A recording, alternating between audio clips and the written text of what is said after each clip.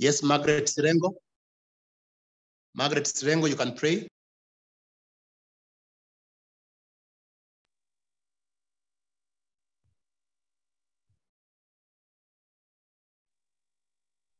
Okay, let's pray.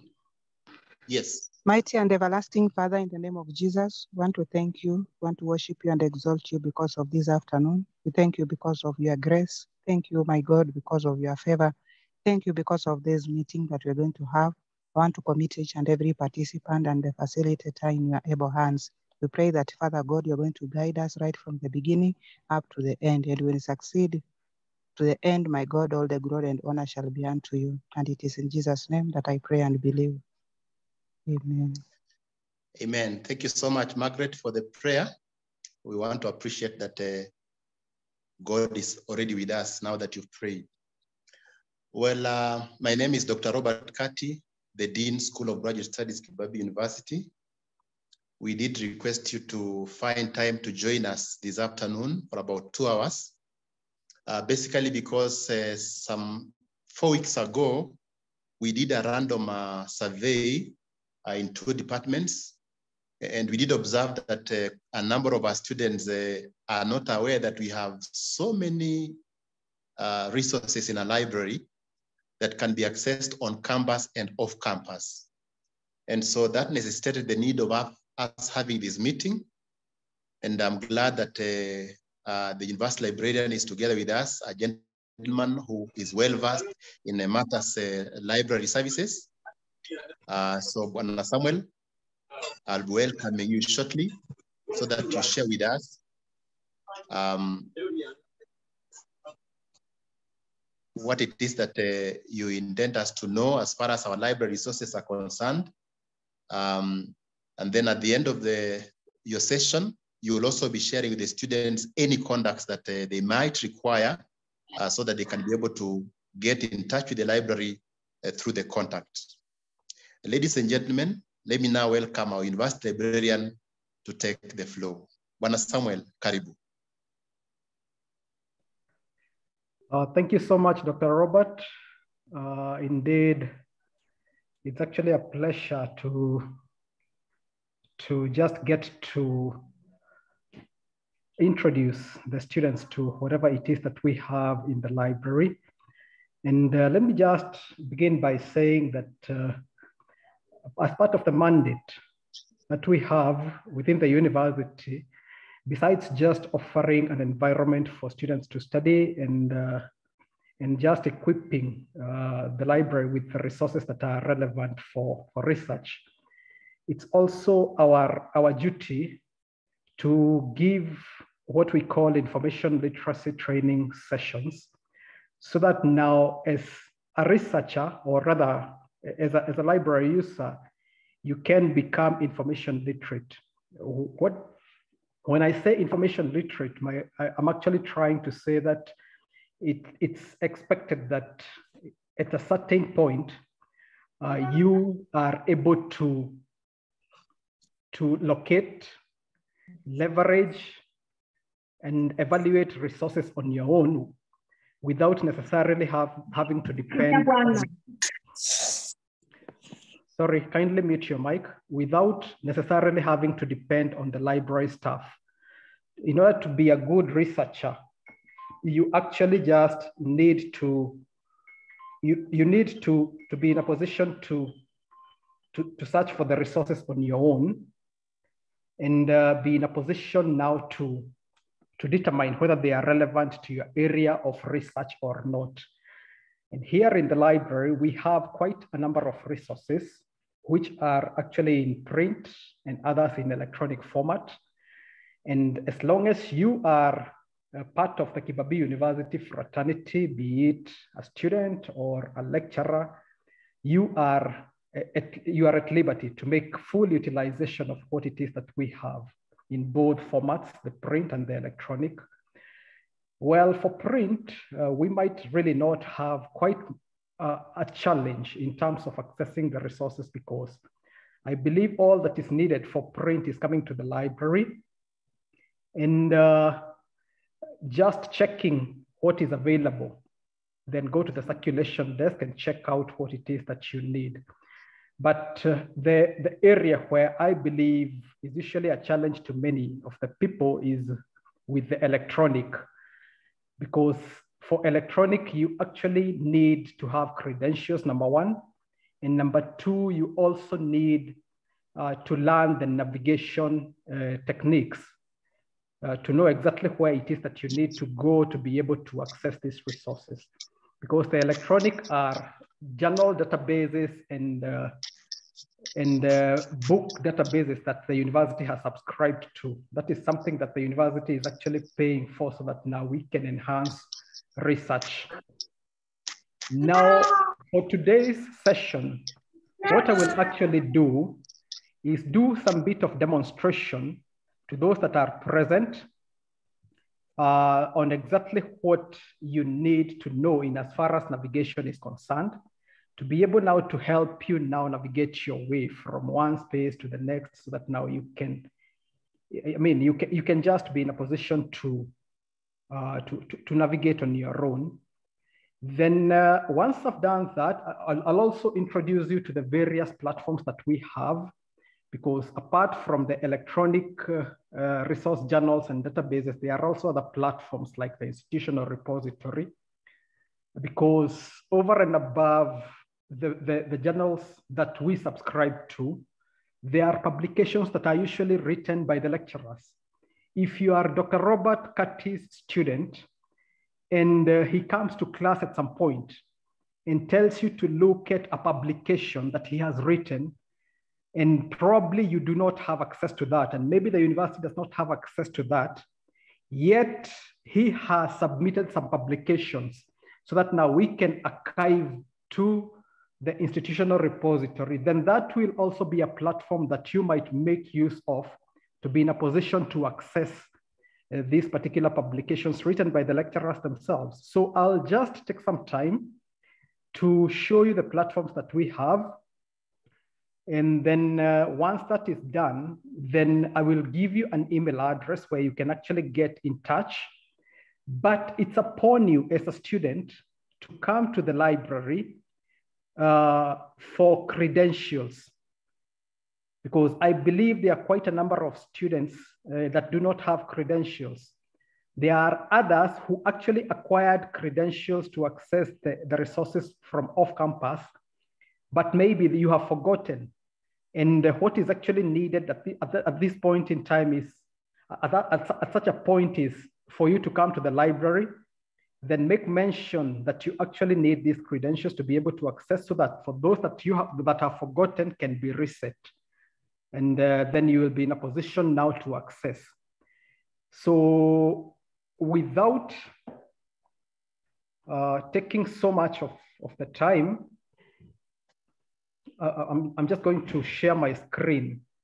This particular session, I will just make it a session whereby we will just get I'll just demonstrate exactly what it is that we have and how it is that you can navigate to access what it is that we have. So can everyone see my screen at this point? Yes, we can. Yes, we can see it. Thank you, thank you. So what you can actually see is the library website. What you can see is the library website. And this is exactly where you need to be able to navigate to the resources that we have available in the university. Once we acquire a resource, what we do is create a link that is accessible to everyone within Kibabii University fraternity. Now, how do you get to this particular website? How do you get to the library website? Now,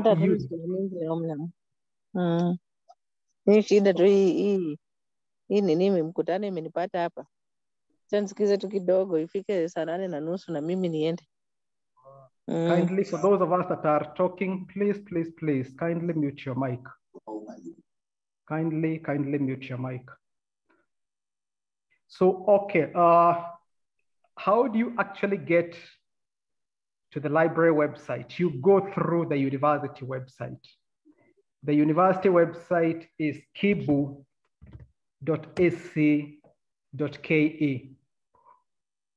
So once there is a link that stands out, written library. So if you click on it, it should bring you to the library website. Now, when you are here, to be able to access the resources, it depends on whether you are within campus or off campus. If you are within campus, there is a link written subscribed e-resources. If you click on that particular link, it should bring you to, sorry about that. Sorry.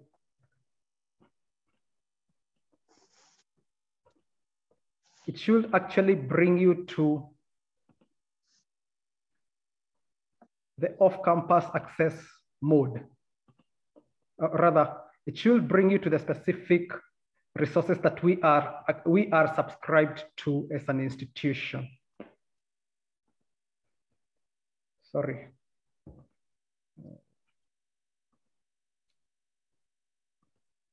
So there we go.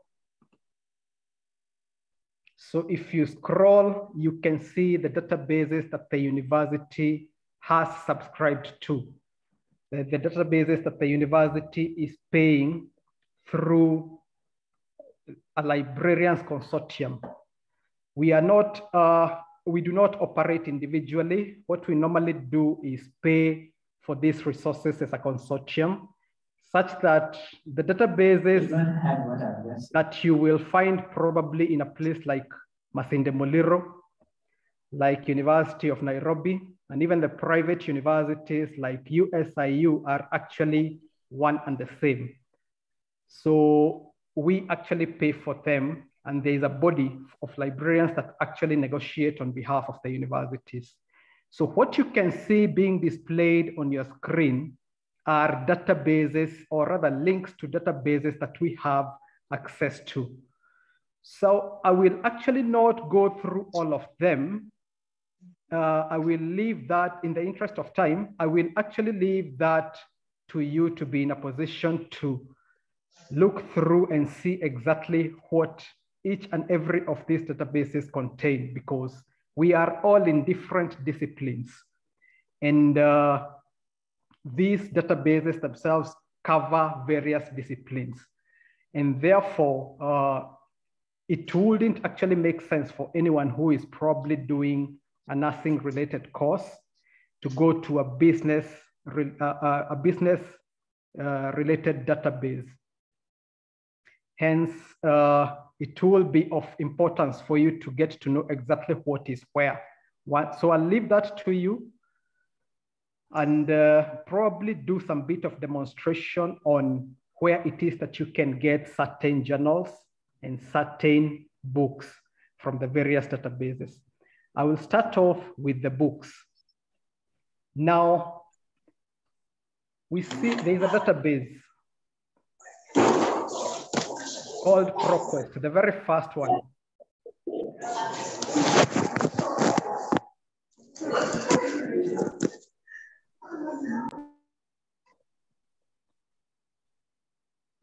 If you click on ProQuest, it should take you, it should give you an option for searching for materials. And ProQuest is the premier database for Kibabii University for accessing book resources. ProQuest is the premier database for Kibabii University for accessing book resources. Now, if for instance, because nowadays, the lecturers will create, or rather they will actually come up with curriculums which are approved by Commission of University Education and have electronic databases as part of what is listed. You have probably a lecturer coming to you in class and recommending a particular book that's within this particular database, the ProQuest database. How do you navigate to be in a position to access? So you probably just do a search based on the title, or based on the particular subject, or based on a particular author. Those are the three main parameters that we normally use when we are doing our searches. We search based on a particular subject, based on a particular title, or based on a particular author. Now, let's just assume broadly that you do not have a particular author in mind, or you do not have a particular title in mind, but you have a specific subject coverage. And my assumption probably is that maybe you are doing something like human resource management. So you just come and search from this particular point there, where you are actually given an option for searching. Then you put in your search, human resources management. Sorry about that. There you go. So when you do your search, it brings you various materials under the particular search that you have done. And it becomes your duty now as the researcher to look through the titles and determine exactly what is relevant, or rather what could be of interest to you, and therefore pick based on what is indicated on the title, just like we normally do when we come to the library looking for print resources.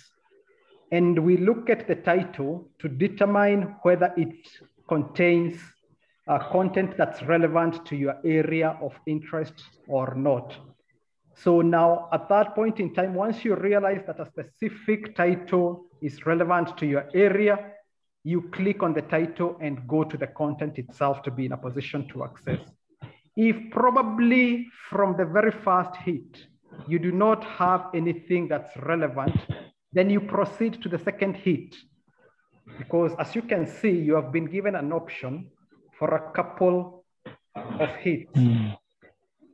So now you scroll through, and up to a point in time when you come across something that's of interest to you. Now, for my case, I will pick on this particular title, Human Resources Management for Public and Non-Profit Organizations, Strategic Approach. So if you click on it, I'm just doing this for demonstration purposes so that you can get to understand exactly how it is that you navigate. If you click on it, it takes you directly to the content of that book. And once again, it's also your duty as the researcher to look through the table of contents to be in a position to tell whether it contains content that's related to your specific area of interest. So if you click on, if you actually get to the contents, you scroll up to where you can see the main areas. Because part one says, like now, for instance, this one's part one says human resources management in context. If you click to see the subsections that are underneath, it will tell you whether this particular book contains something. For those of us that are doing human resource management, it contains something that might be of importance to something that you're working on. Case in point, if you've actually been given an assignment on maybe management of diverse workforce or something that's related to that, then your subsection number 4 will be of interest to you. And all you'll need to do is click on that particular subsection, and it takes you to exactly where it is that we have that content within the book. Now, you normally read through the book by scrolling down As you can see, if you actually scroll down, it takes you from one page to the next, or flipping through the arrows that are on the top right-hand side of the book. If you click on them, they will just open to the next page. If you click on the back arrow, it will bring you back to the page where you started from. As you proceed, then you are able to read through to be in a position to get the content based on what it is that you need to respond to, probably for your assignment or for your research.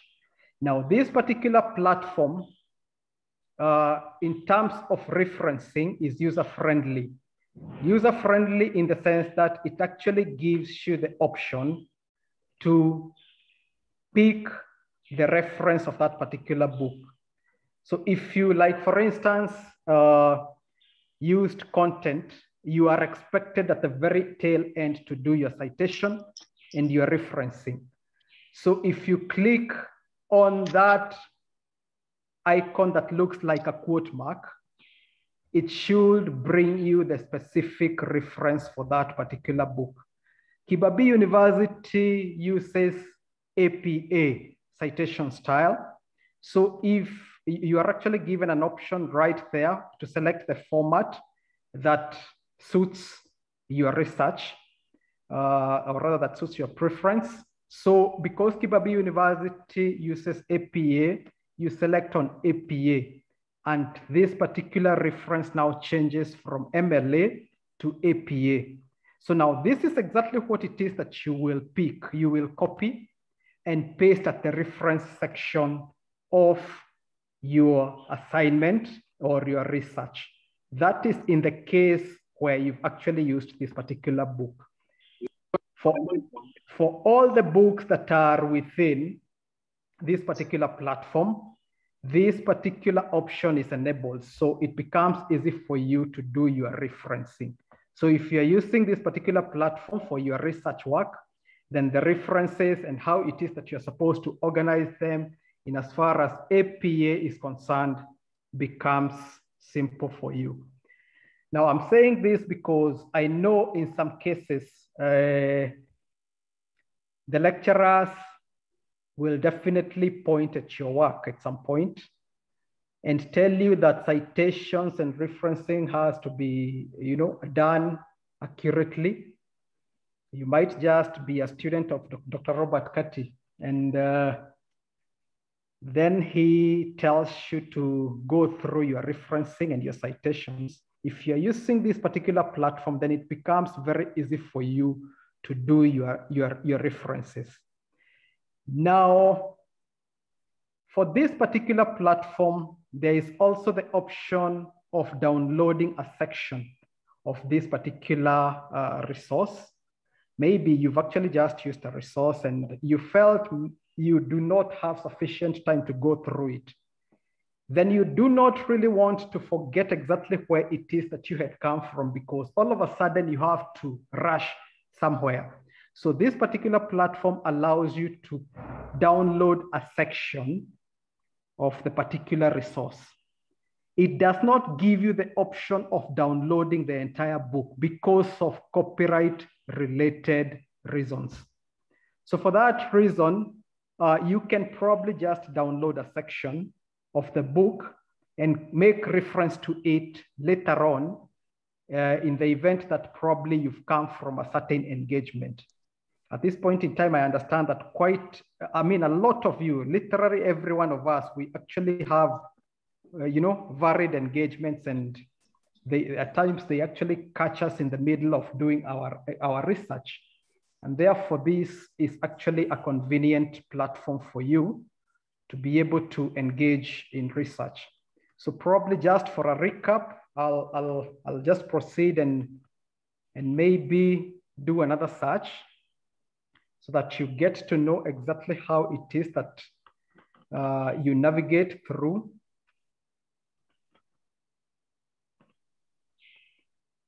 So this is exactly where we started, and I did a search on human resources management. That is for people who are in the business related who are who are doing business-related courses, then probably do a different search, maybe for those of us that are in education, doing education-related courses, maybe pick out a subject area like curriculum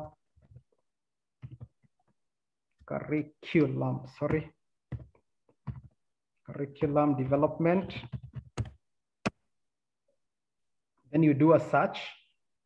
Then it actually brings you to what is available on this particular platform on curriculum development. So as you can see, there are quite a number of resources.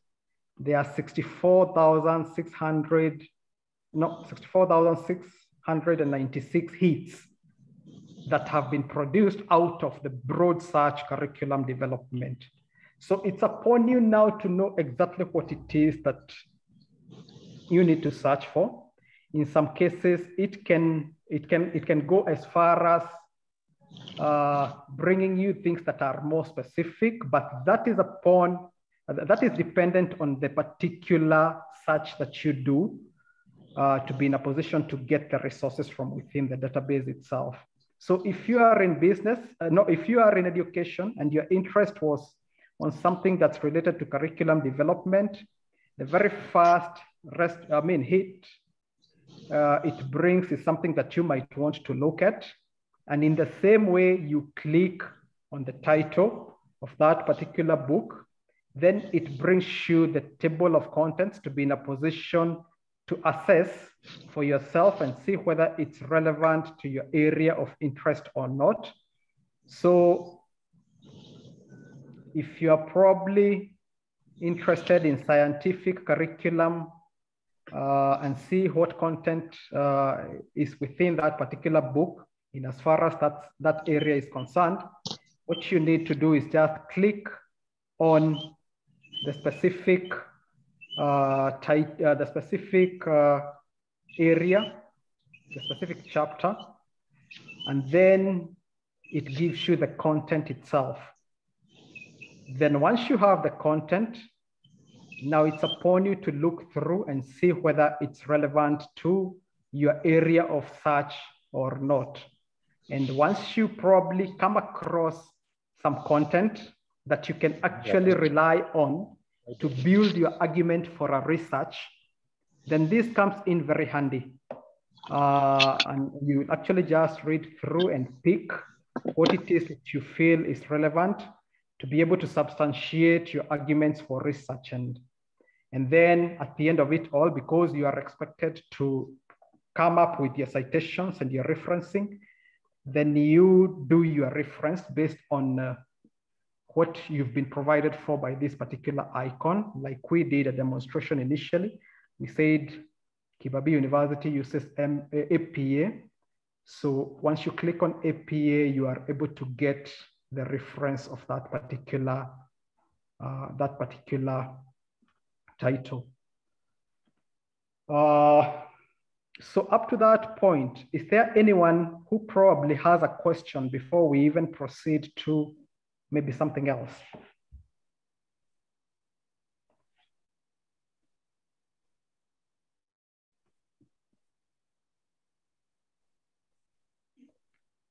Any questions so far?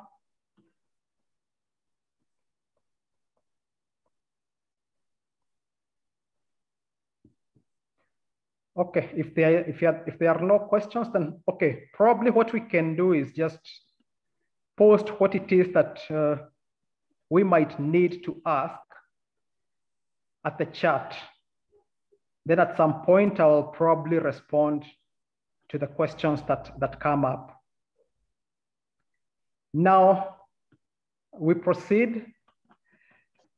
When we do our research, we do not just use books.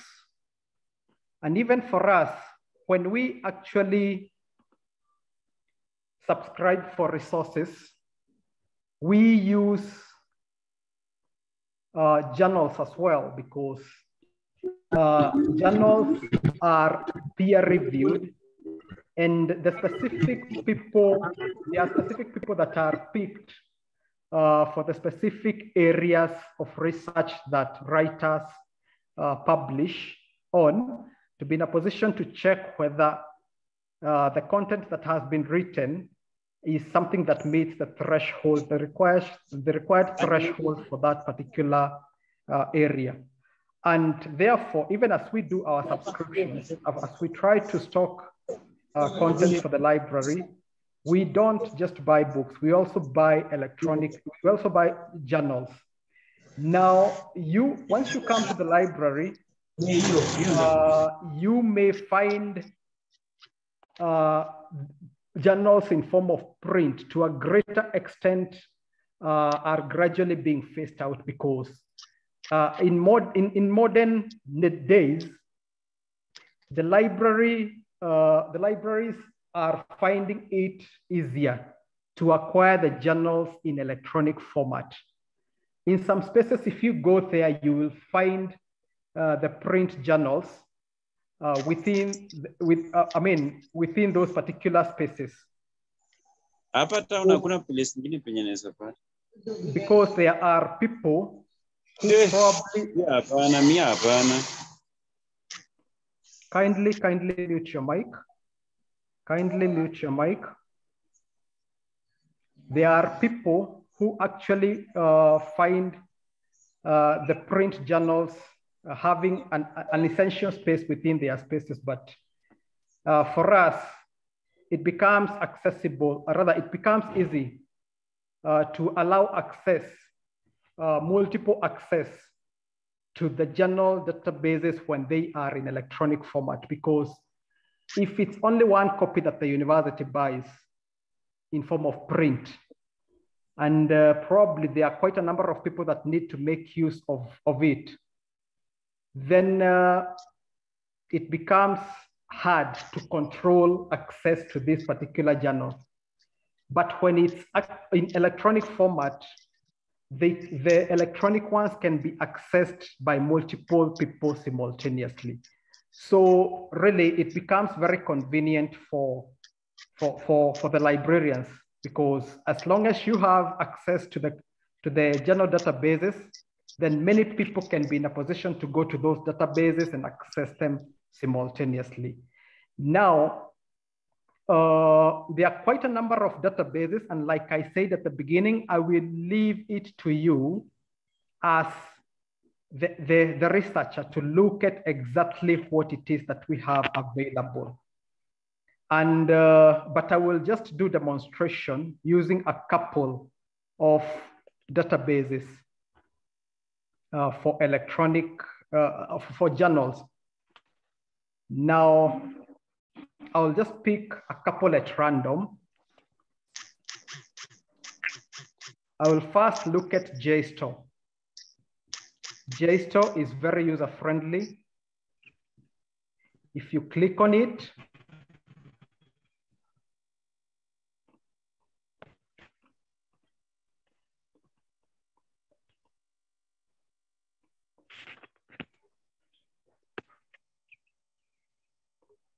it should take you to the specific database.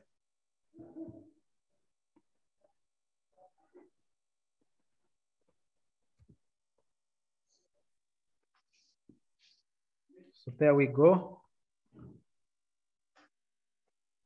And as it comes up, there is usually an option for searching. So this is it.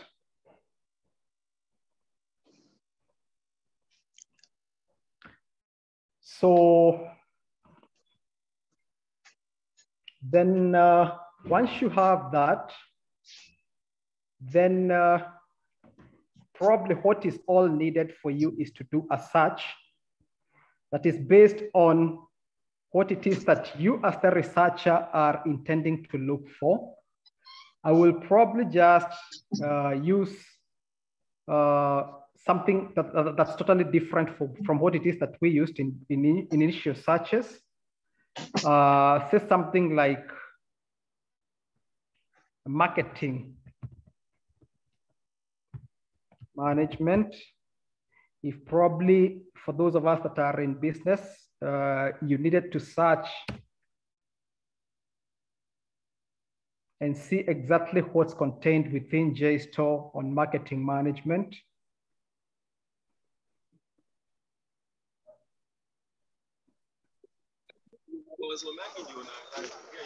Then once you do your search, in the same way, it brings you hits, and these particular hits, you are able to determine exactly what is closely associated to what it is that you needed. Now, there are specific articles, as you can see, and now it's upon you now as the researcher to be in a position to tell what is closest linked to what it is that you needed to search.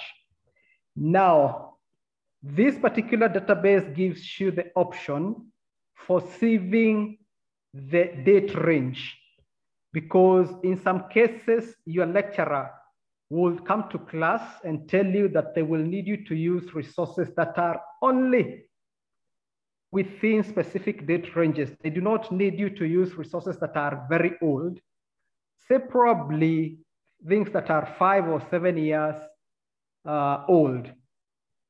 So it's upon you now as you do your search to indicate the particular date range that you will need results extracted for you from. So if you needed something from as early as 2015, maybe to something that is very, very current, 2022, then you say apply, then it will give you results that are related to that particular search and that are restricted to the particular date ranges that you have indicated right there. And here we are. There are quite a number of resources. And therefore, just like we did with the book database, it's upon you to look through to see exactly what it is that, that aligns to what it is that you're interested in searching. So if you came across something like this, and you probably needed to look through to see exactly what is contained within, you click on the title. And once you click on the title, then it should bring you the particular article so that now you are able to use it for your research. So it's still working. So we are almost there. So there we have it. So that is the article, and you can fully make use of it. If you download it, it gives you an option for downloading. If you click on download, you accept some terms and conditions, then you should be able to access the article.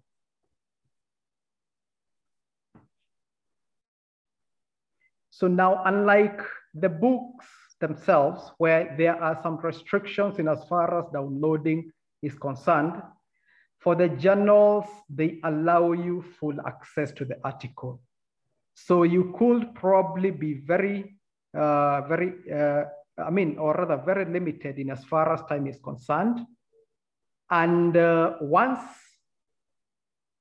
you get to do your research, you download a couple of those so that now you come back later on and make full utilization of what it is that you had downloaded initially, or probably at a point in time where maybe you're running out of time and you need to attend to an assignment.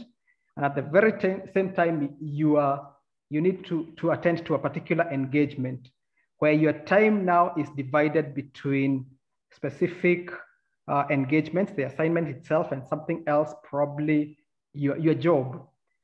Then you can always download a couple of articles and keep them, and then refer to them later on as when you actually create time to relook at your assignment.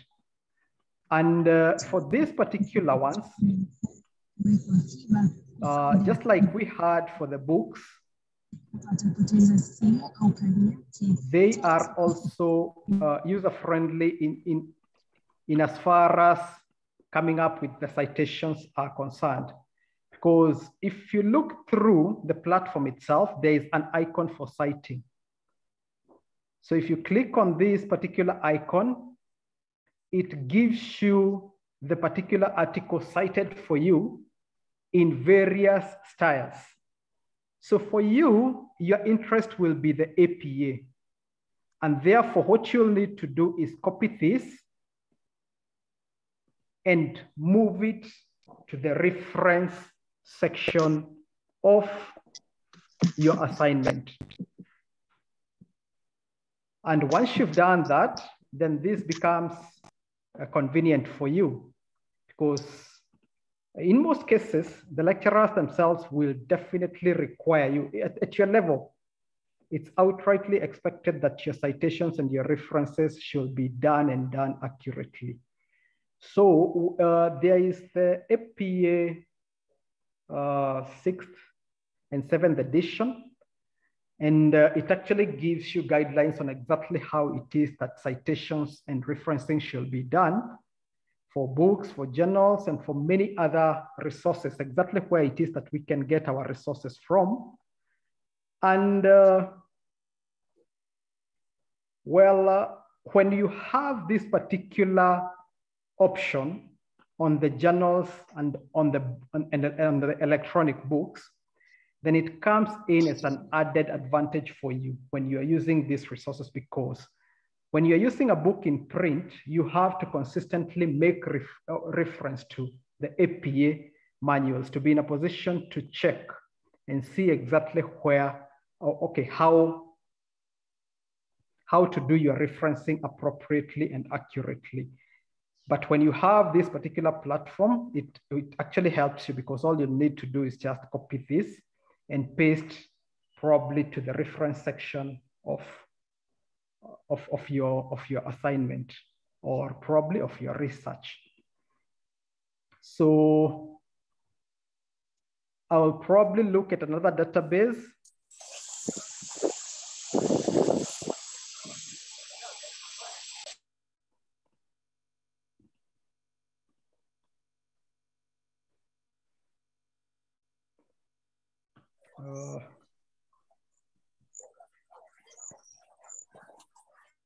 Just pick any at random. Let me click on Emerald.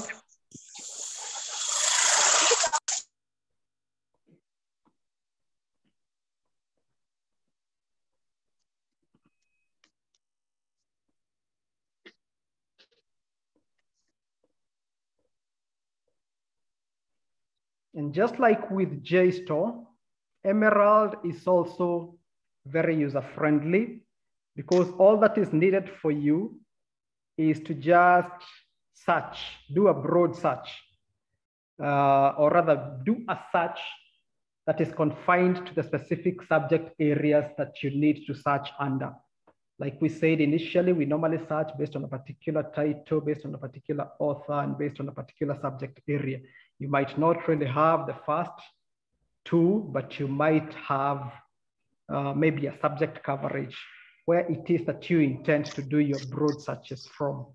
So if for those of us probably that are in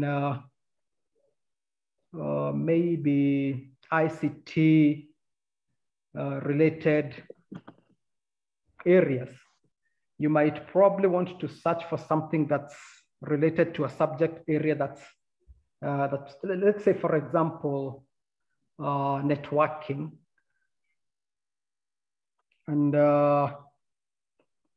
maybe do a search on something like networks, a broad search to try and see exactly what's available within.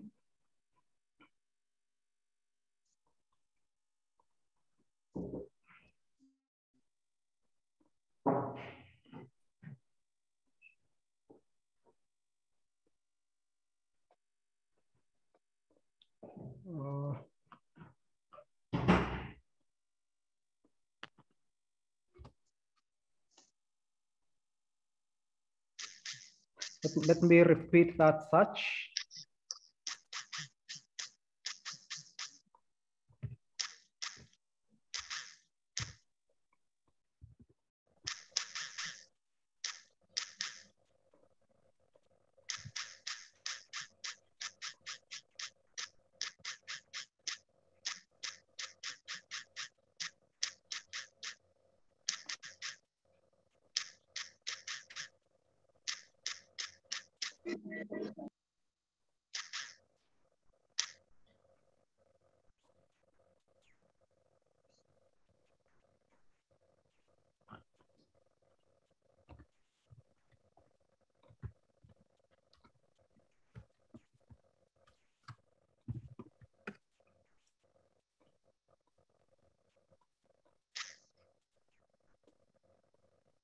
Okay.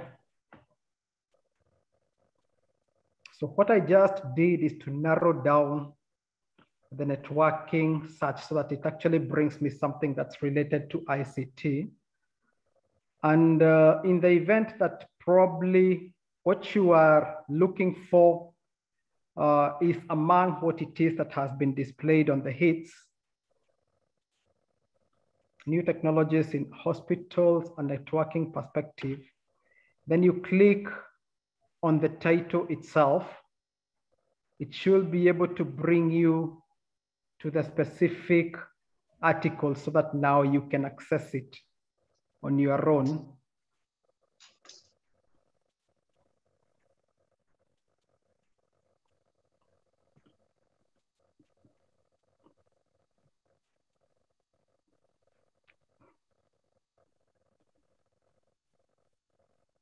It's coming up, it's right there now.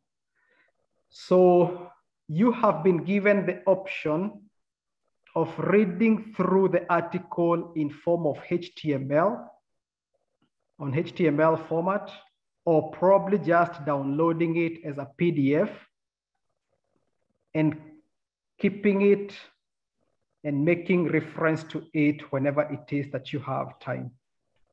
I always recommend the PDFs because now once you've downloaded it, it becomes easy to even extract content from this particular format. Now, if you were doing a search and you realize that this is the particular article that you need, or probably a lecturer, for those of us that are in ICT related courses, realize that this is an important article for you to use, then you pick it and make full utilization of it. And of course, you will look through the particular article and read through so that you can be in a position to tell whether it fits what it is that your interests are for you as a person who is engaging in research. And once you have it, this one you can download and keep, just like with the other database JSTOR, and you can collect as many as you would wish to be in a position now to just keep, or rather to just do your research at the point where probably you are running out of time and you felt maybe this is exactly what it is that you need to do, keep as many. And you can actually download. The database allows you to do downloads for the articles themselves. So for those two journal databases, the demonstration, is there anyone who has a question, even as we proceed?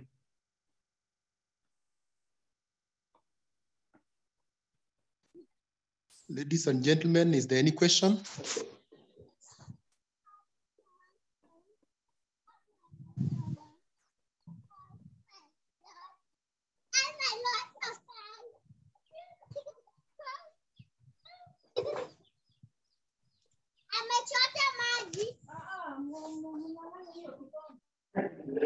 Hello, hello, Dr. Kati. Thank you, Mr. Samuel.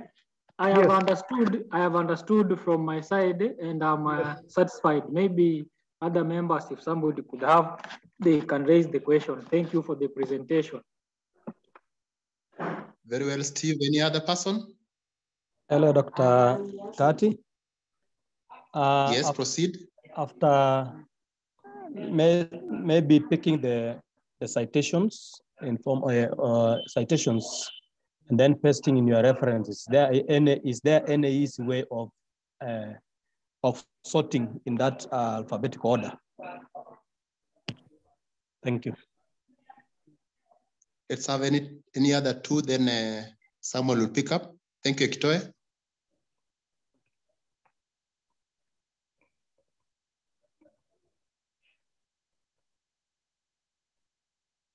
All right, librarian, you can respond, then you continue.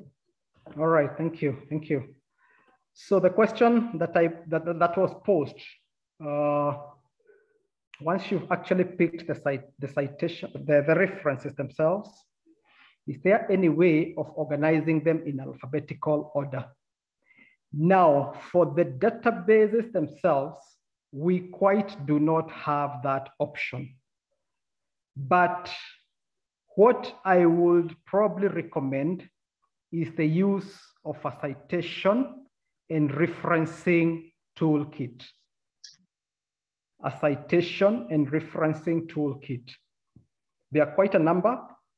We have Mendeley, we have Zotero, we have, there are quite a number in the market, and some of them are actually free. Personally, what I actually use is Zotero. I actually use Zotero to be able to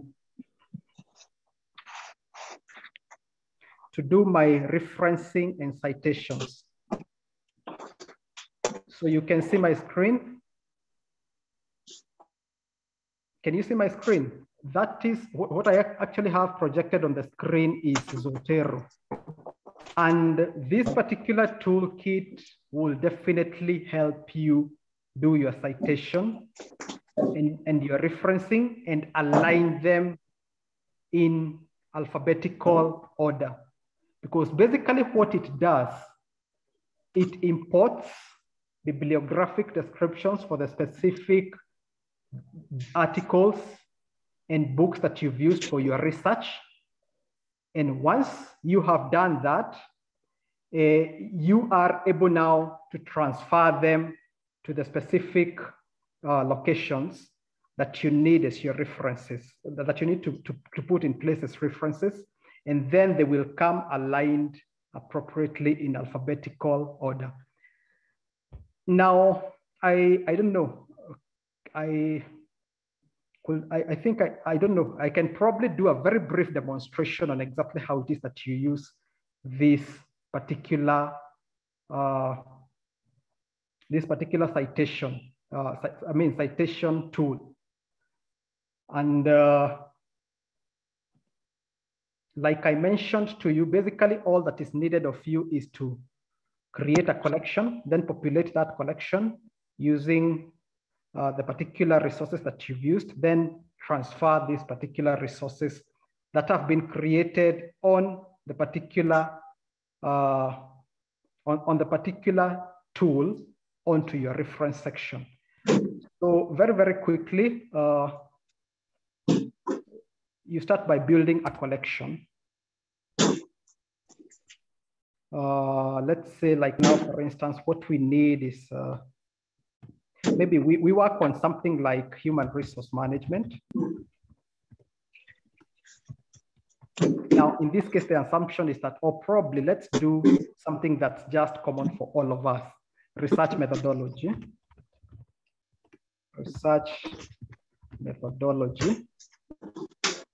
So once you have created a collection and named that particular collection, then you click on OK, it registers under your library for the toolkit. Once it registers, now it becomes your duty now as the researcher to populate this particular collection with the resources that you've used for that particular assignment. If we go to our electronic books and our electronic journals,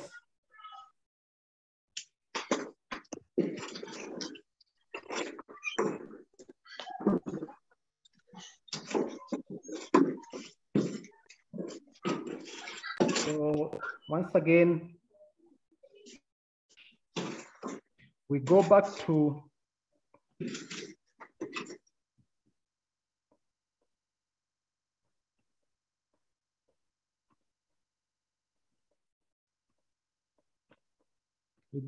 our electronic books and electronic journals like we had done initially.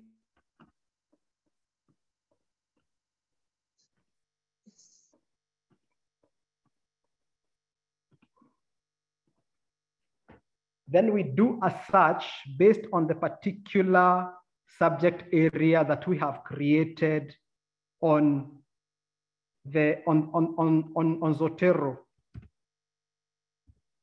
Research methodology.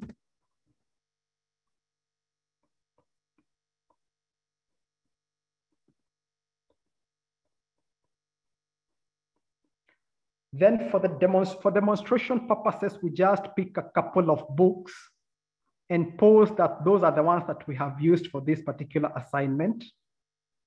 So research methodology 1, business research methodology in medical sciences.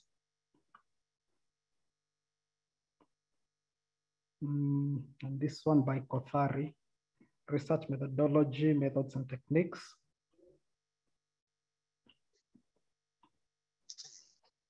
So what is required from us is to pick what we call the identifier from these particular books. Now for books, there is usually an identifier that uniquely points out, or rather uniquely requisitions them from other books globally. And that identifier is the ISBN number. So these toolkits in most cases require us to use identifiers to be in a position to import bibliographic descriptions from them. So once we have copied the particular identifier, then we move to Zotero and create a new item based on what it is that we've used for research. We used, in this case, it was a book. So we select the item book, and an icon for a book comes in at the middle. And on the extreme end, there are fields where we are expected to fill bibliographic details for this particular item. But now we already have our identifier, so we don't need to manually fill these particular fields. So all we need to do is click on the identifier icon and paste our identifier, which is now the ISBN number. And if you have internet connectivity, then these particular fields are immediately filled. So we look at one other resource.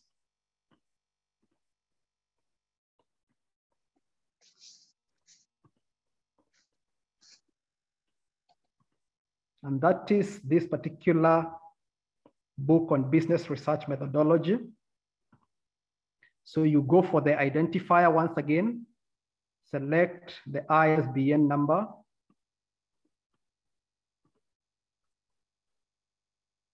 then move back to Zotero. And once again, click on a blank icon for the item because it's actually a book, so we don't need to change that. Then click on the identifier icon and paste your identification mark, in this case, the ISBN number on the identifier icon. Then you press on enter. If you have good internet connectivity, then it should be in a position to import the bibliographic details for the specific book itself, as you can see on the extreme, on my extreme right-hand side. Then I will use those two for demonstration purposes.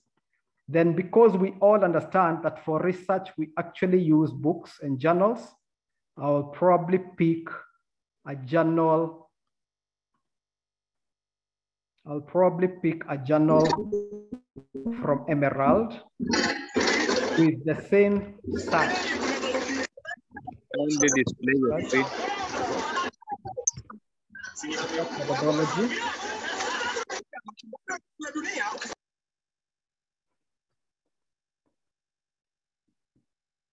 Then probably pick two for the purposes of demonstration.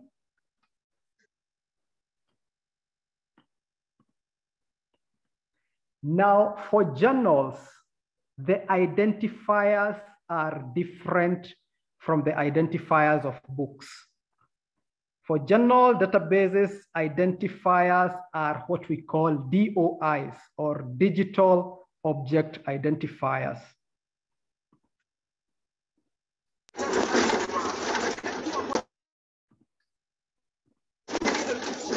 for this particular example, if we look at the top, there's a number that starts with 10 point. There's a number that starts with 10 point. That is the DOI for this particular article. And that's exactly what it is that you copy and transfer to your toolkit, which is Zotero.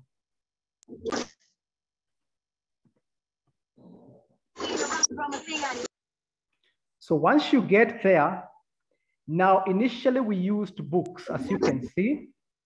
You have to indicate that the items have changed. And in this case now, we are using journal articles. So click on the journal article icon, and a journal article, rather, if you click on the journal article item, you select the journal article item, the journal article appears, and the fields that are expected for you to fill in the journal article, so that now we can have a reference for the article actually appear on the, as you can see on the left, on the right hand side. So in the same way, you click on the identifier icon and paste the DOI. And once you press on enter, it goes around, the system actually goes around the databases of the world, trying to look for a specific resource that is best known by that particular number, or rather that particular distinction.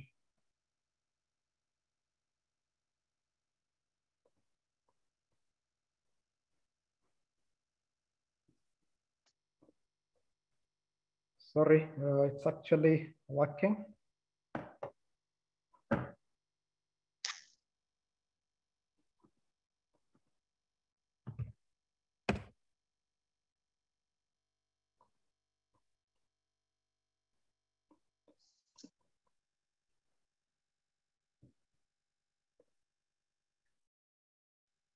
And there we have it. So there is the article itself, together with the fields that need to be filled.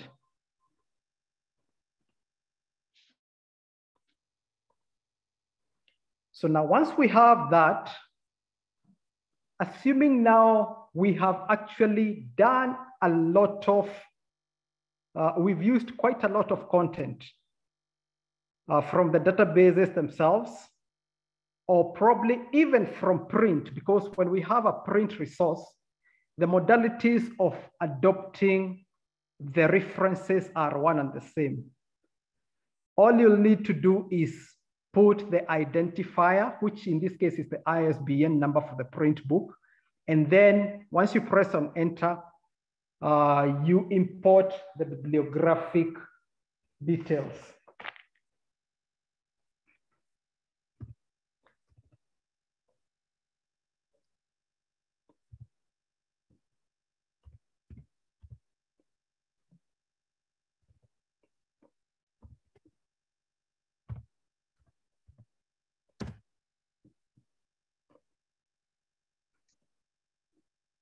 Sorry about that.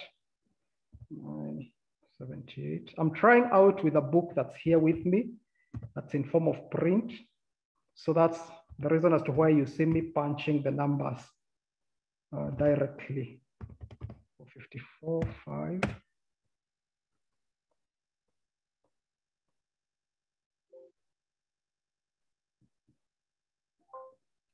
Okay. This one actually failed. Probably it's not entered in some of the databases that we have globally. But the modalities for importing bibliographic descriptions, even for the print books, is one and the same. If you identify an ISBN number on your print book, then you just click on the identifier icon, and then punch the particular number. So now once you've done that and you've collected literally everything that you used for your research work, as our assignment is research methodology, as we said, if we've collected entirely everything, then what actually remains next is to just generate the references. So we press on Control A and it selects everything. Then go to Edit. At the very top, there are icons at the very top of Zotero, of the user interface. There are icons. Then you click on Copy Bibliography. So once you do that, then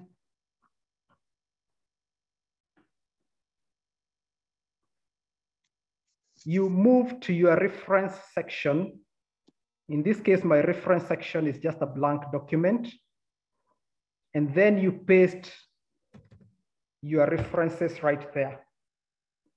And they will be organized in alphabetical order, as you can see. So these toolkits at times always come to simplify our work, because it's, for one, you do not have to really memorize the entire APA and the requirements and the intricacies that come with writing down our citations and our references. If you have these toolkits, it makes work simpler for you. And number two, they organize these particular references in alphabetical order. Now, if, like, for instance, you came across something, an excerpt within your assignment, rather an excerpt within the article, which you actually felt can be used to strengthen an argument within your assignment, maybe something like this. And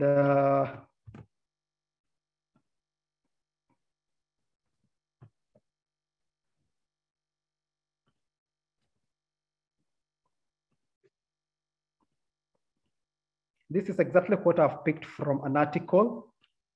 And you needed to use this content right here.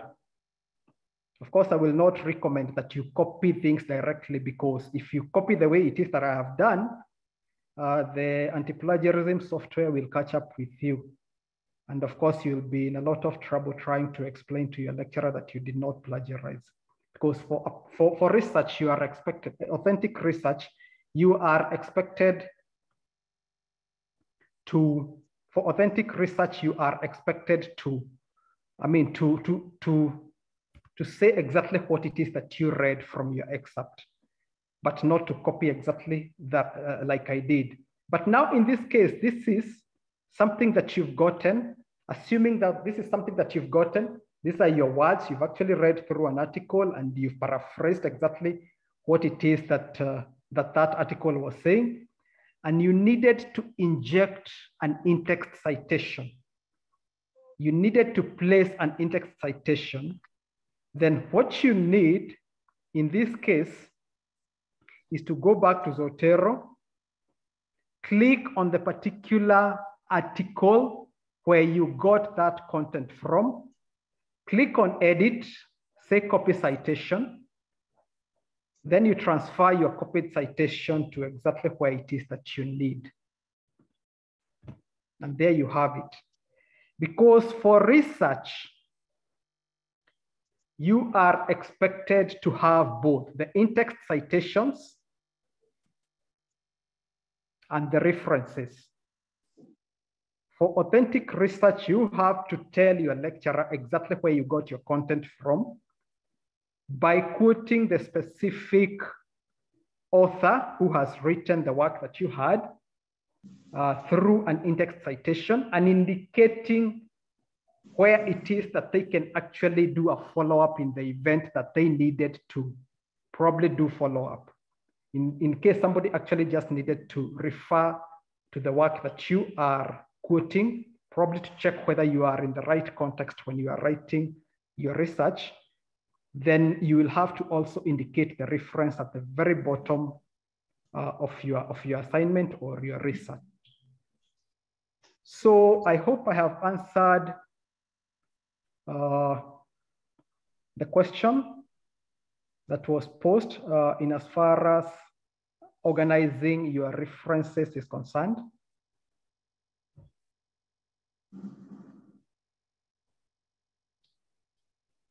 Yes. All right, thank you so much.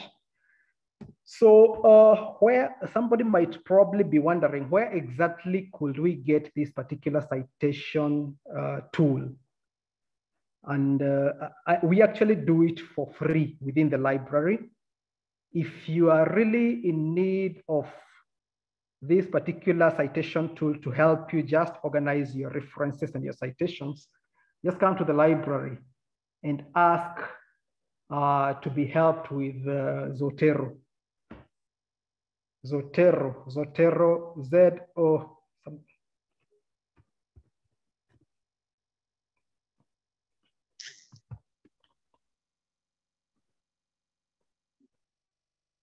So that right there, as you can see, is the spelling for the tool.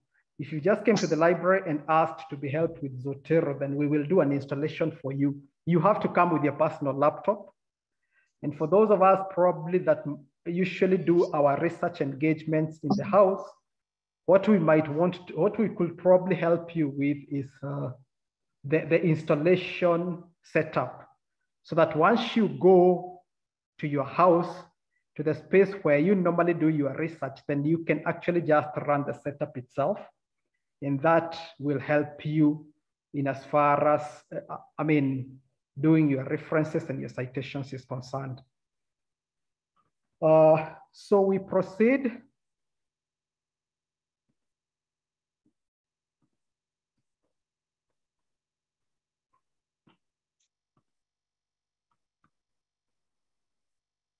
Now, what I did was demonstrate on exactly how it is that we search for books and we search for journals from within the confines of the university. And I believe the next aspect is what it is that affects most of us, because over and above using the resources within the confines of the university, it's expected that as the library, we should try to reach out to our users in all ways possible. And therefore, what we've done, we've gone ahead and acquired a platform that helps users to be able to access the resources from off campus. If you're not within the confines of the university, you are not limited to accessing our resources. You can still access them from whichever location you are at and comfortably be in a position to engage in research. And once again, right from the very start, if you click on library and get to the library website, then click on off-campus access.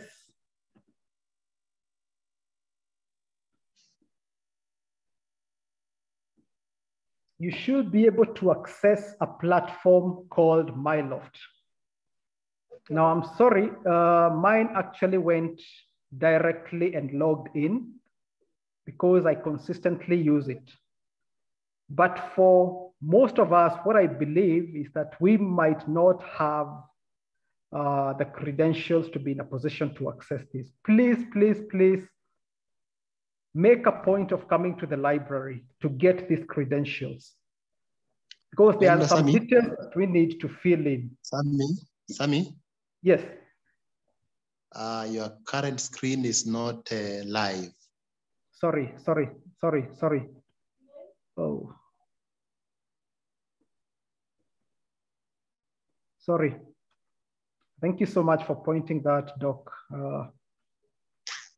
Okay, let me just go back.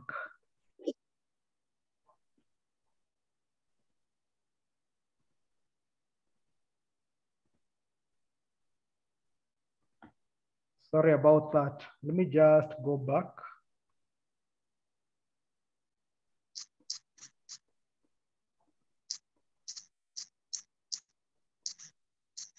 So can you see now? Actually, where I am right now is at the library website. And when we actually started this particular session, I took you to where we have the subscribed resources.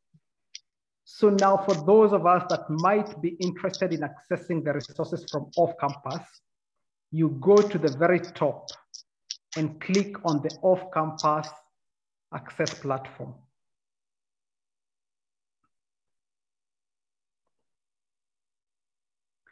And like I was saying, mine actually went through directly because I've been using it and there is a login right now. But for those of us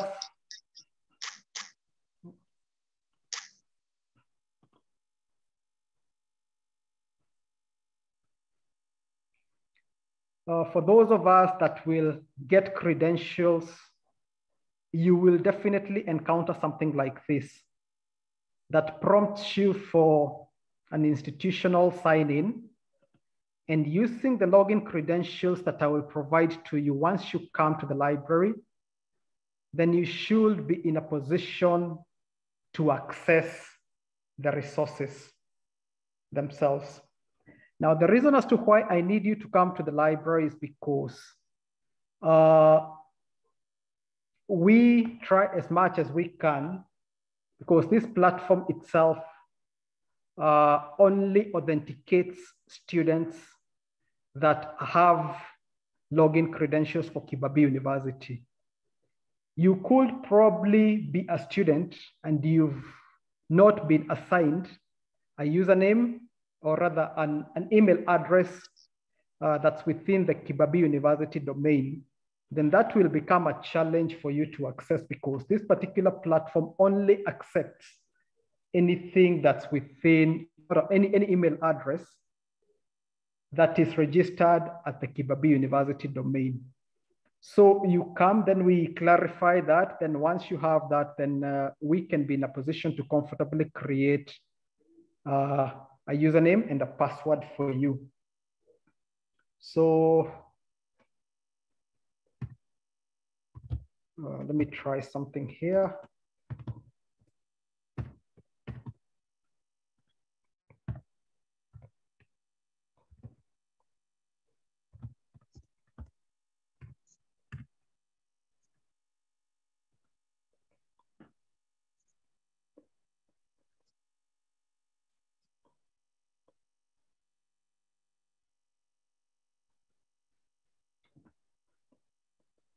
So once it authenticates you, you should be able to access the resources. And to be able to access the resources, you click on the e-resources link on your extreme left-hand side and click on all databases. Then you will have access to the databases that the university is subscribing to. These databases are the same ones that are created on this particular, that are accessible through this particular link. Sorry, we are getting there. If you click under the subscribed resources, e-resources, where it is that we have come from, you should be able to access them. Sorry, it's still working. It's almost there now.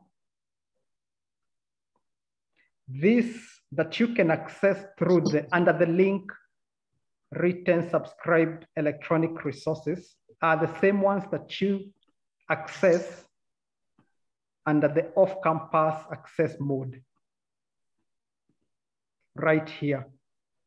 So all we've done is try to make them conveniently available for both cases. For those of us that need to access the resources from off-campus, and for those of us that need to access the resources from within the confines of the university. But either way, as you can see, because I'm actually doing this demonstration from within the confines of university, you can still be in a position to go through the MyLoft platform and access the general databases as well as the book databases. So now you need, for your research, kindly make a point of coming to the library so that For those of us that do not have access to this platform, the MyLoft platform, then you get access so that now you can make full utilization of the resources that the university is paying for. We pay quite a lot of money for these resources. So, and of course, it's for your own benefit for the research, because most of these journals are actually peer reviewed, and to be in a position to be assigned what we call that DOI, the Digital Object Identifier, they have to go through what we call peer review processes. So at your own time, create time, come to the library, then get these access credentials, and then it will become very, very convenient for you whenever it is that you need to engage in research. Then probably at the very tail end is just do a brief demonstration on how it is that we access another platform. Now, in this case, the institutional repository, we have it there as a platform that archives what we have within the university for posterity.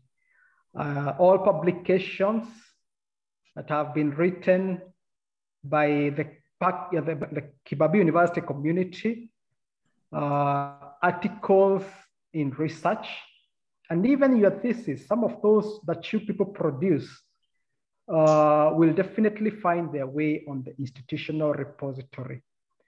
We do this as a way of promoting access to research materials so that now whomever it is that needs to continually engage in research can make reference to those particular resources. Like I mentioned at the very beginning, you could be a student of Dr. Robert Kati, and he comes to class and tells you there is an article that I had written at some point. So look for it, read it, and make a reference to it. Or probably at the point when you are now engaging in research, because he is a specialty, rather he's a profession in a specific area, and he is guiding you through research. He will probably prompt you to read a specific article, and probably you do not know exactly where it is that you can get this particular article. You definitely need to access it through the institutional repository. And once you've done that, if it's archived, then you can be in a position to access it and make full use of it. So to access the institutional repository, there is a link on the extreme right-hand side of the library website. So if you click on it, it actually shows you what it is that we have archived. And there are quite a number of journal articles, as you can see this. Quite a number of conference proceedings, as you can see. And we strive also to archive speeches that have been done here. And then there are some theses and dissertations. Really, those are not quite much, because we try as much as we can to archive the best. So if you've written a very good thesis, chances are that we will probably have them archived have it archived on the institutional repository. You can decide to do a broad search on this particular area to see exactly what it is that has been archived on this platform, or probably decide to search based on the particular authors. So as you can see, there are quite a number of publications from the specific researchers that the institution has. And you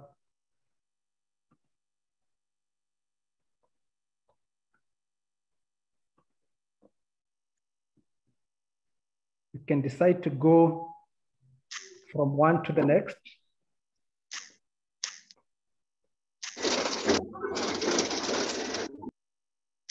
As you try and check exactly what it is that these particular people have written, or probably you search based on a particular researcher. So if you are in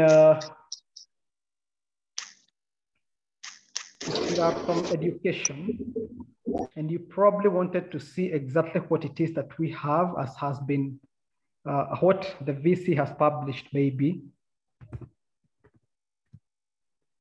you can search for him based on the particular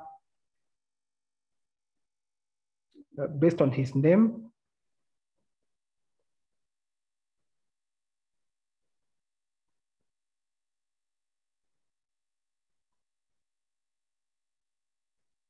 And see exactly what it is that he has written. He has quite some publications that we have archived on the institutional repository. So if you click probably on one of the articles, you should be able to fully access it. So if you click on full text, view open, then you should be able to get the article and maybe use it to strengthen your arguments for research.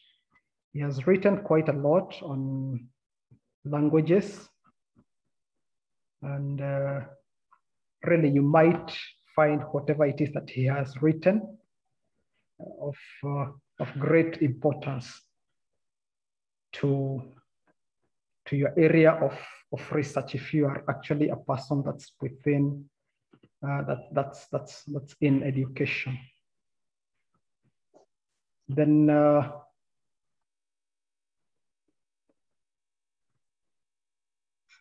for those of us probably who are in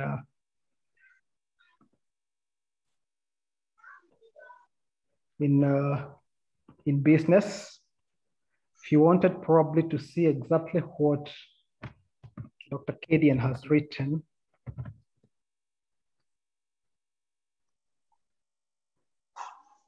then there are quite a number of articles, really, as you can see.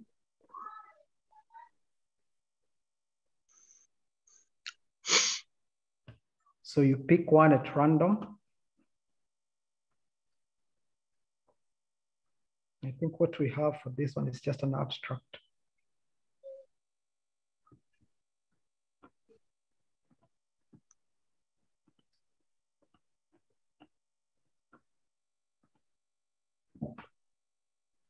Pick one at random, sorry. So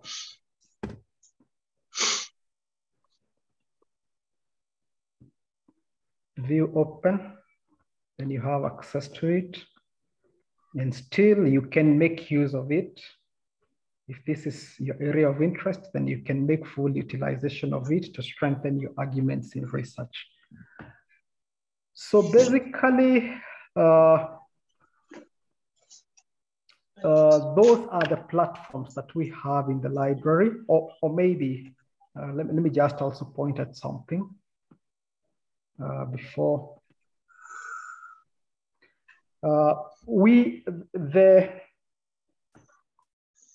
The books in form of print, once we place them for access by a process that we do in the library called cataloging, you are able to access them through the library management system.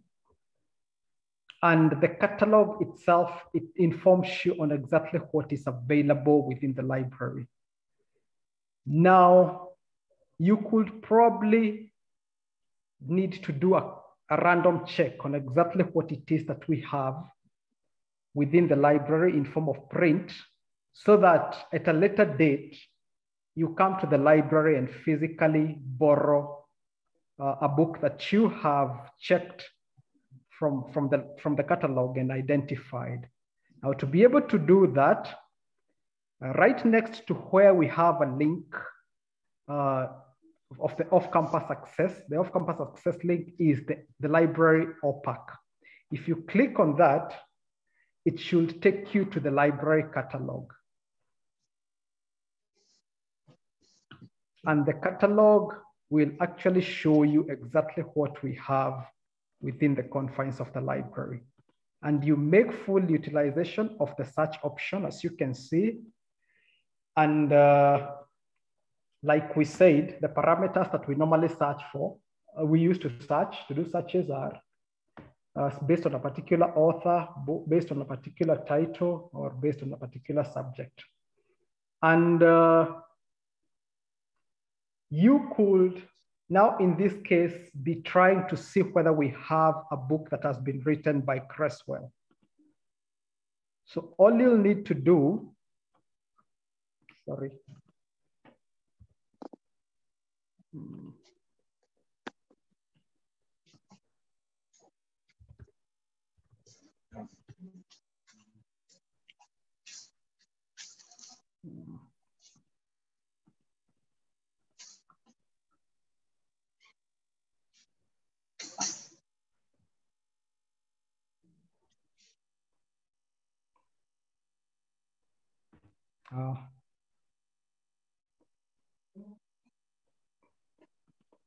Sorry, my internet seems to have some bit of a challenge.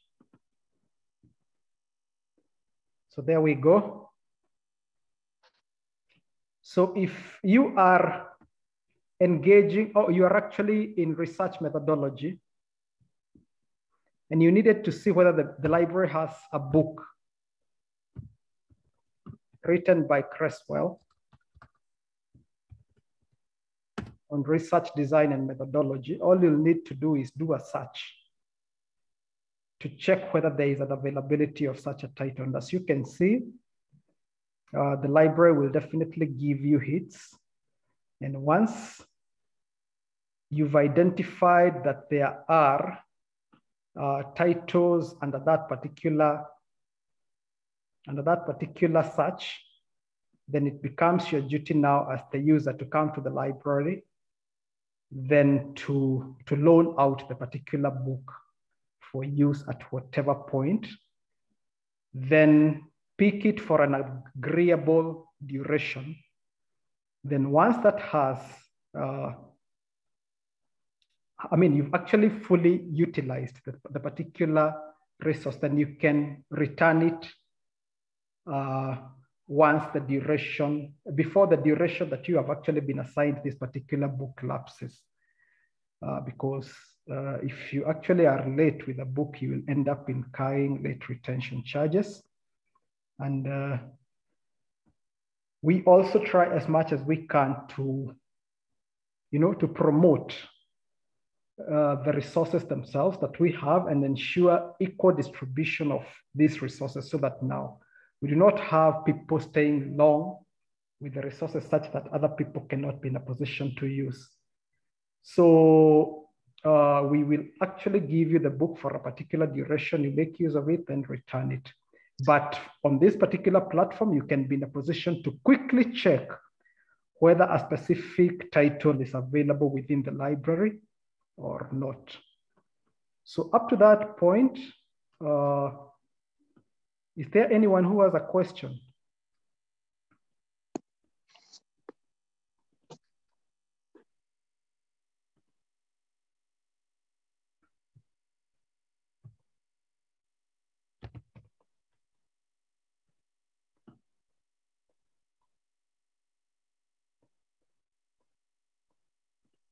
Any questions, ladies and gentlemen?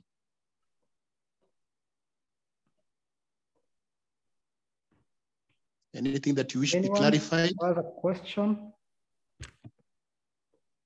Any clarification?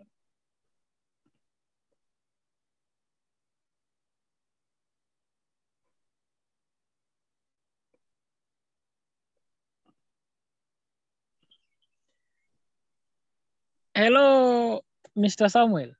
Hello. Yeah, thank you. This is Stephen. Eh? Yes, Stephen. I've been following, but supposing we are off campus and we would like to access the catalog, yet we don't have the login details. Must we come to the university, or there is a way we can just create our accounts and we access the resources of campus? Now for the catalog, The catalog is actually accessible to you at whichever location you are at. We have put out our catalog out there. So you don't need to come to the university to be in a position to check the catalog. You can quickly do a search from whichever location, probably at your place of work or wherever it is that you are doing your research at. And once you've checked and found that there is a specific title that's available within the shelves, then you make arrangements to come and borrow for an agreeable duration. Make use of the resource, then later on return. The reason as to why you need to come to the library is to just borrow. But for the catalog, to be able to quickly be in a position to check the availability of a resource, you don't need to come to the confines of the library. Yes. And how about the MyLoft platform? For you to access it, I've seen you need a password and a username. Yes. Now this that's exactly what it is that I was pointing out. Yes. That for access to electronic journals and databases, you need to come to the university. Okay.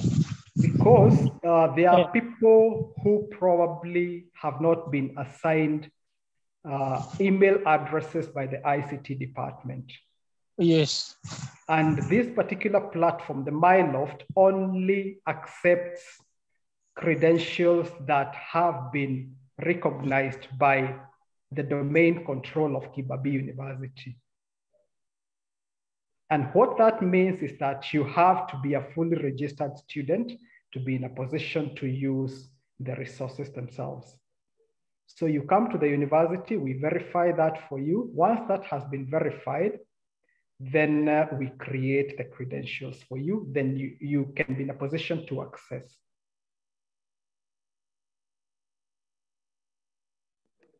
Okay, thank you. Thank you very much, Mr. Samuel. You're most welcome. So any other question?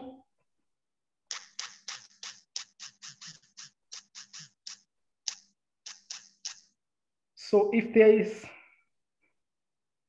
is no other question, then really I will actually leave you with an email address, because I know there are occasions when there are lots of concerns that you actually encounter when you are doing your research, and you probably want clarification from the library.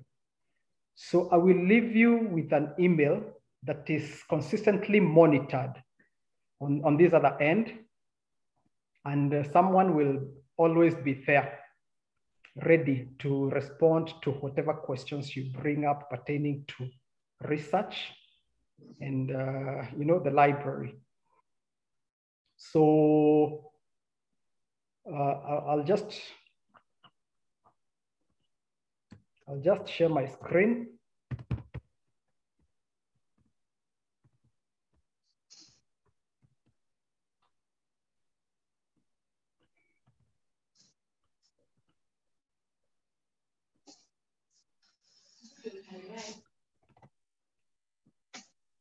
So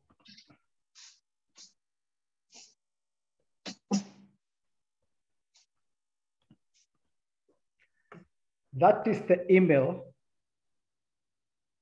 that you can actually write to whenever it is that you have issues pertaining to research, and especially that you feel can be addressed by the component of the library.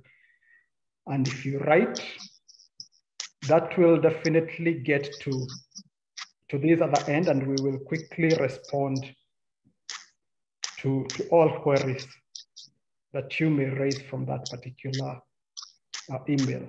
Please take note of it and communicate whenever it is that you need to. And going forward, I hope we should be in a position to support your research needs to the best, the best way that we can. This is exactly what it is that we endeavor to do. Clearly, this is the reason as to why we are here.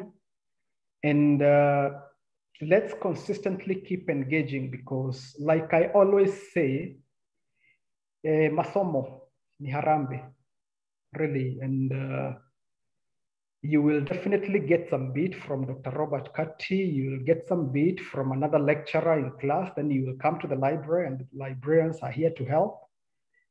Then as we consistently engage, it's out of this collecting bit by bit that you eventually wear your gown during graduation. So let's keep engaging. And at the end of it all, we will try, and we will endeavor to try and make, your research, or rather,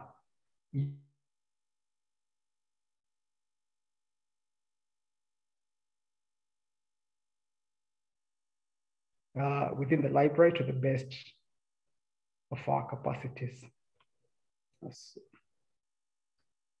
I see a hand is up. Okay, just go ahead, Christopher. Yes, my name is Agwenyi Christopher. Yes. I'm a student pursuing Masters of Science in IT. Yes. I'm worried that one of the requirements for us to graduate is to have a publication, a proof of publication in the high-end journals. Yes. Would there be a way that we can access the low-priced journals, or for free?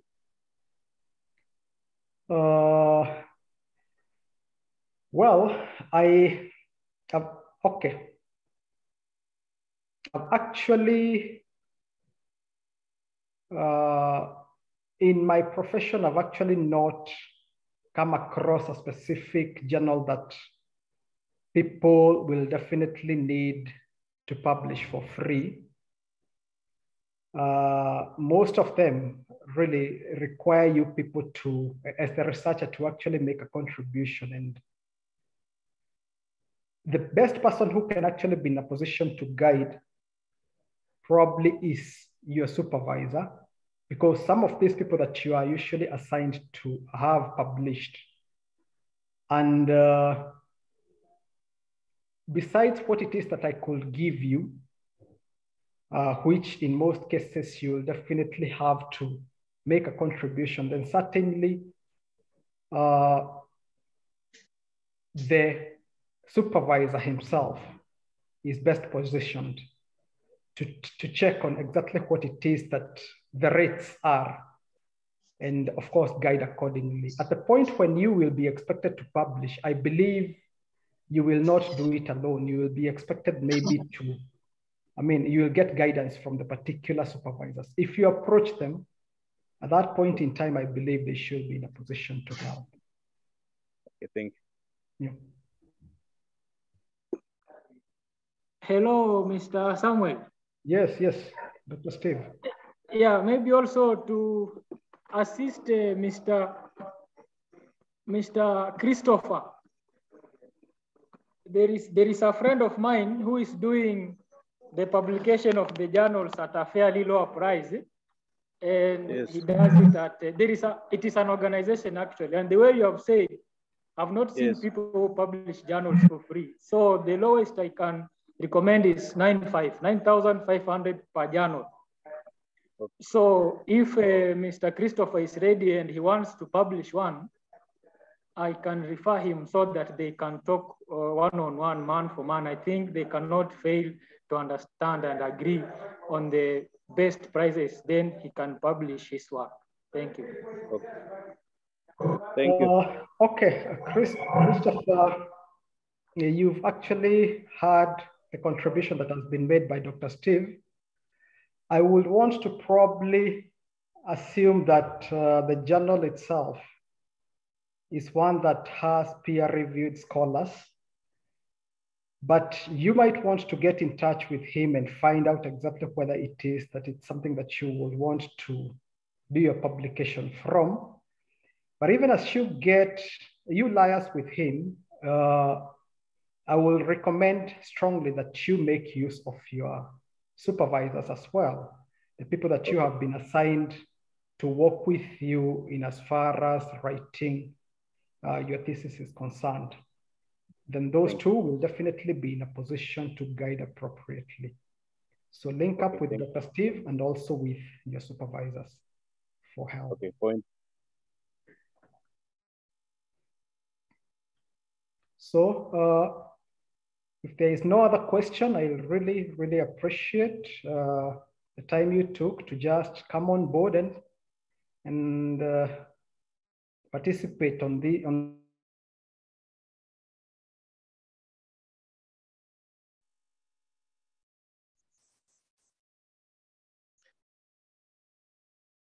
All right.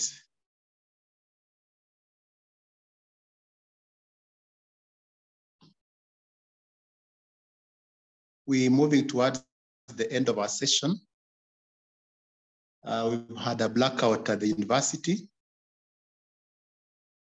and that's why Sammy has left abruptly, but power is back. I hope he will come back to wind up with us.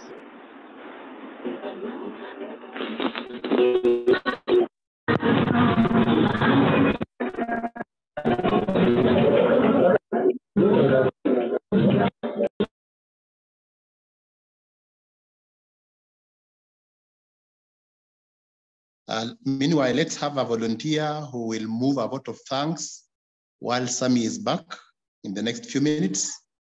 And then I'll make some remarks and then we close. So let's get a volunteer.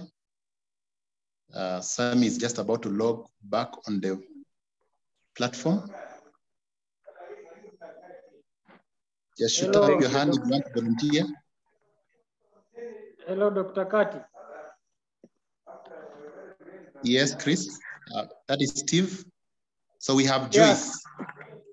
Just a minute. Sammy is not back, Steve. Yes. So we have Joyce and you. You'll make a comment each once Sammy is back, and then we'll be closing at about 4. It's okay, Dr. So ladies first. Let Joyce to start, then I'll come in. Okay. Thank you so much, members, for this chance. I would like to appreciate Mr. Samuel for his good and informative presentation. Indeed, I do acknowledge that I've learned a lot, and it is going to help all of us who have participated and those we are going to interact with as we share the knowledge, and encourage all of them to come to the library. Personally, I will testify that I've ever visited the library. I've ever met Mr. Samuel. He gave me the MyLoft app, and it is working. So I've been following whatever I has been doing, and I've found myself that at least I'm far much placed. I do encourage fellow colleagues to make sure that you utilize the library services, since it is for our own good and development. I don't have much to say other than giving a vote of thanks and saying, may God bless you. Thank you so much. Very well, Joyce. Joyce, I want to assume you are one of our international students. Is that correct? Yes, Joyce Ayesiga, Ugandan by nationality. Human Resource Management. Masters. Thank you so much. Very well. Steve, it's now your turn. Thank you, Dr. Thank you, Madam Joyce, for your time. I'm Mogonda Stephen. I'm also a postgraduate student, and I'm taking Masters of Arts History. I want to appreciate and thank whatever Mr. Samuel has shared with us. It is not easy, and we appreciate his time. We have taken about an hour or so just to give us the directions and the resources we need for us to have a successful postgraduate academic journey. We don't take it for granted. We appreciate that. I also want to take this opportunity to thank Dr. Kati for organizing such a session. If I can recall back in history, I've not seen such of the sessions, but thank you. You have organized for one. And I want to believe even in the near future, as we continue with our academic journey up to the end of the tunnel, we are going to have time-to-time sessions and interactions so that as a department and as a school of graduate studies, we see people graduate on time and move out to the job market. Thank you also, members, for taking your time out of your busy schedules to have at least 1 or 2 minutes to attend this session. It was a very successful session and an interactive one.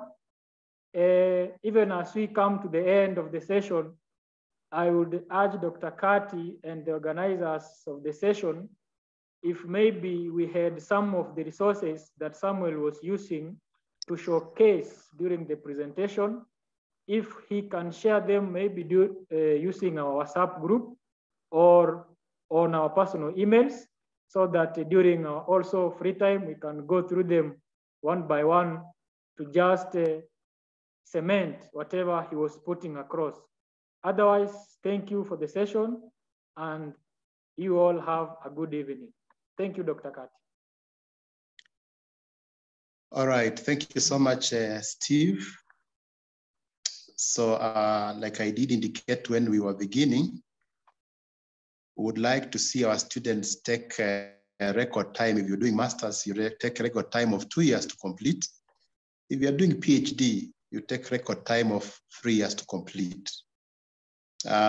We are aware that we have had challenges with sensitization, and that's why we organized for today's session. And so that you are aware of our online library resources, especially MyLove. MyLove is my library on fingertips. So if you don't have the Kibu credentials, please come over, visit ICT, and then go direct to the library. Bwana Samuel will be able to give you the required credentials, and you'll be able to log in. That application is downloadable from the internet. And of course, once you have downloaded, then you'll be given credentials. Number 2, like Chris has rightfully put it, we'll be having more of these short sessions, most likely per quarter, okay? And so I realize people are busy now. We had intended to have 2 sessions before the year ends. One was this sensitization, and early next year we'll also organize for another library sensitization. But then another sensitization that we are planning is the one on the SGS manual on proposal and thesis writing. And then once you have taken you through that, there are a number of things we'll be demanding of you as from next year. One of the things we'll be demanding from you is what we call the progress reports that are submitted quarterly. For now, we're not very keen on that, but moving forward, we will be keen on the same. And then part of the sensitization will be on what we call the requirements by the Commission for University Education, Q. And Q requires that if you are a master student, you do what we call 1 seminar presentation. And if you're a PhD student, you do what we call 2 seminar presentations before you graduate. We will be implementing that next year, but after the sensitization workshop. And then there are a number of things we'll let you know. For now, we are saying you may not be